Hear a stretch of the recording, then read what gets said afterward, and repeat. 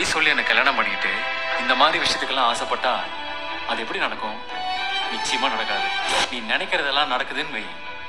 ஒரு விஷயம் கிடைக்கணுங்கிறதுக்காக யாரு வேணாலும் எந்த தப்பும் பண்ணலாங்கிற மாதிரி ஆயிடும். அது நியாயமா இருக்காது. இப்போ என்ன டாக்டர் சொல்ல வர? நீ பொய் சொல்லி கல்யாணம் பண்ணிக்கிட்ட விஷயம் என்னைக்காவது ஒரு நாள் அன்னபூர்ணி பெரியமாக்கு தெரிய வரும்.